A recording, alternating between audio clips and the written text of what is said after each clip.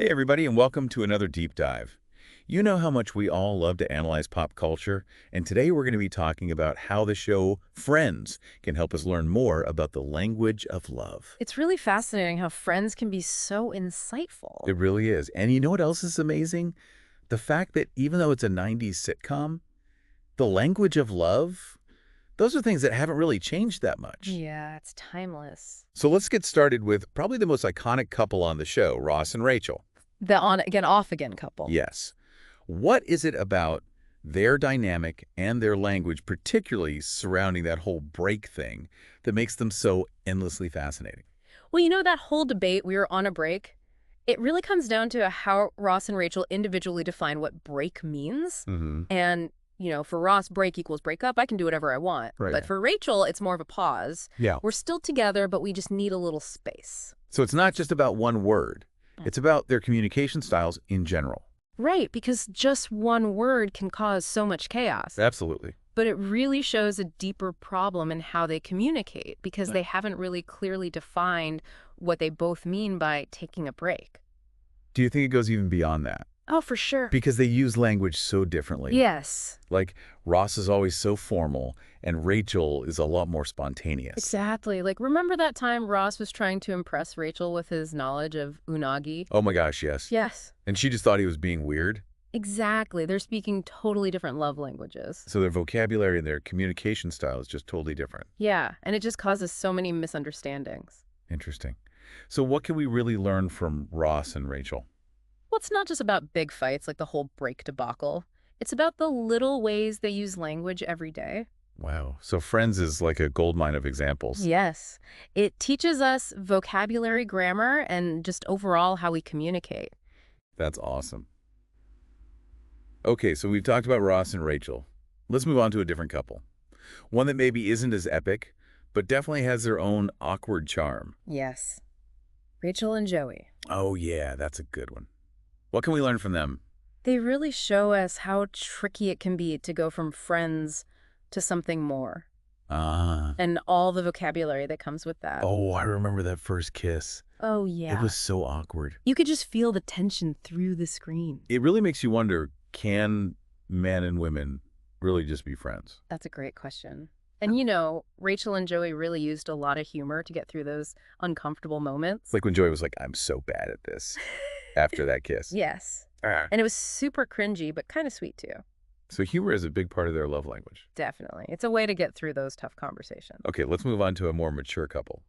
Monica and Richard. Yeah, they seem to have it all. They really did. But it shows that sometimes love just isn't enough. Yeah. Because they had different goals. I remember how they talk about the future. Right. But their ideas of the future were completely different. Totally. Like when Monica wanted kids and Richard was like, nope, I'm done. Exactly. They were using the same words, but they meant totally different things. So that's a good lesson for us. Yeah, even if you speak the same language, you got to make sure you're on the same page. Absolutely. Right. Okay, enough with the heartbreak. Let's talk about a couple that gives us hope. Monica and Chandler. They're proof that sometimes the best relationships start with friendship. Yeah, it was so unexpected. Yeah, they were just friends for so long and then bam. Love. Yeah. I think what makes them work is the trust and support they have for each other. Oh, yeah. I remember that time when Chandler lost his job and Monica was so supportive. Exactly. They always have each other's backs. So they went from playful banter to real deep connection. And it's interesting how Chandler used to be afraid of commitment, but with Monica, he totally changed. That's awesome. Yeah. So maybe the best love stories do start with friendship. Okay, let's talk about a couple that's a little more, how should I put this delicately? Oh, I know who you're talking about. A little less successful. Chandler and Janice. You said it. Oh my God. Her laugh. That laugh. But they teach us a lot about what not to do in a relationship, Yeah. like how to break up with someone. Right. Because Chandler could never seem to get rid of her. Remember when he pretended he was moving to Yemen? Oh my gosh, yes. It's funny, but it shows how he avoids confrontation. And Janice, she was kind of manipulative. Yeah, she'd guilt trip him with that, oh my God.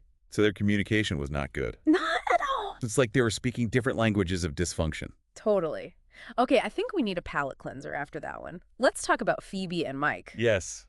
They're so quirky and adorable. They really show that you can find love even if you're a little different. And Mike totally embraces Phoebe's quirks. Yes, like all those silly songs she writes. Oh, yeah. Smelly cat. They're perfect for each other. So their love language is all about accepting each other's weirdness. Absolutely.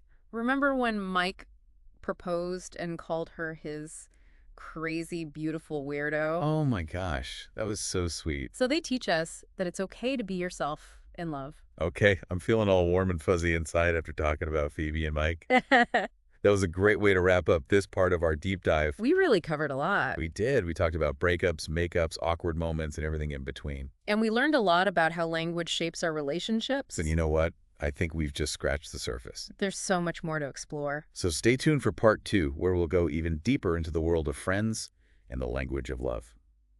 Welcome back, everybody, to our deep dive into the language of love as seen on Friends. And you know what I was thinking about during the break? What's that?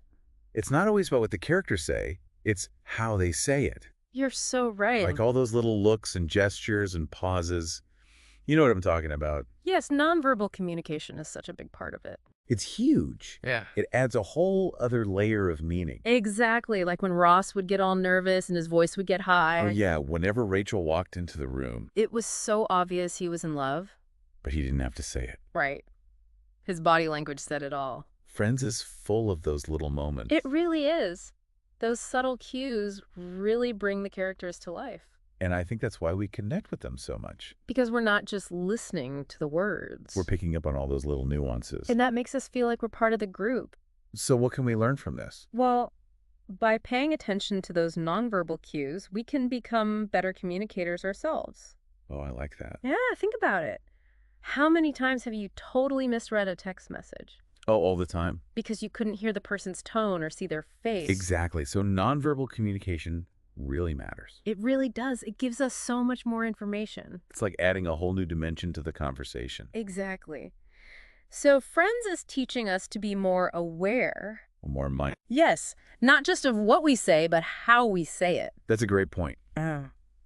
Okay, so we've talked about nonverbal cues, but what about the actual words? Oh, yes. The catchphrases. Like, we were on a break. And how you doing?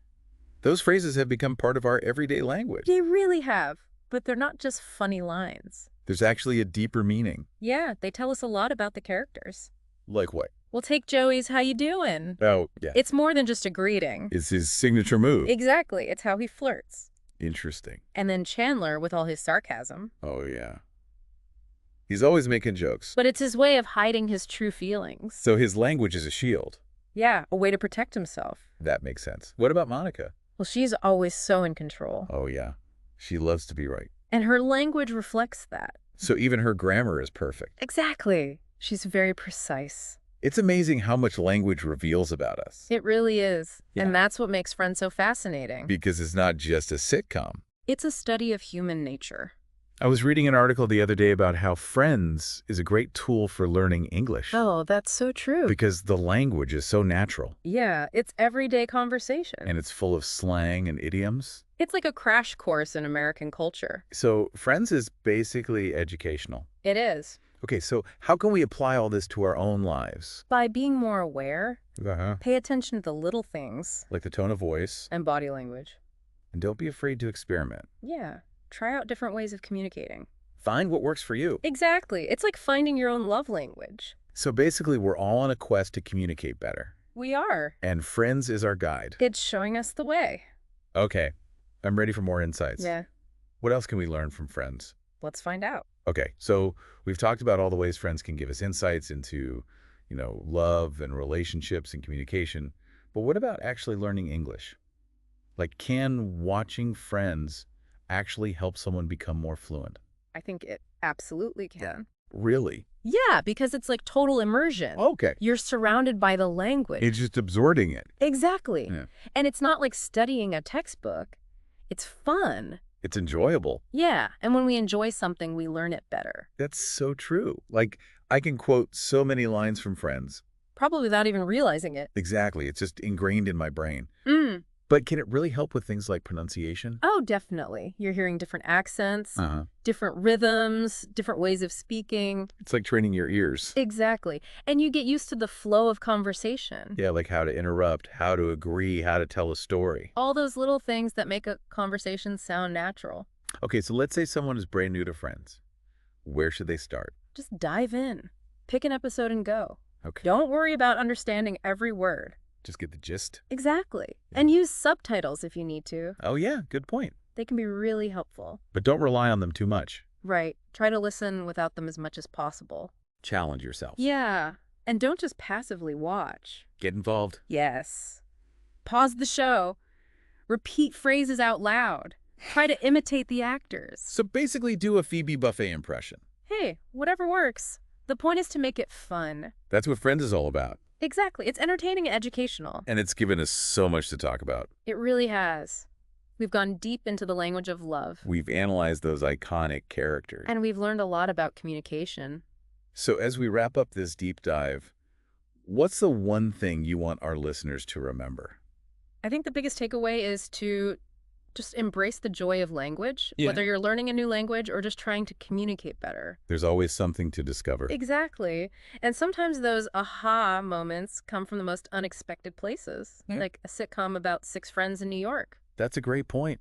So keep watching, keep learning, and keep exploring the world of language. Absolutely. And who knows what other linguistic adventures are out there waiting for us. That's for sure. Well, that's all the time we have for today's deep dive. Thanks for joining us, and we'll catch you next time.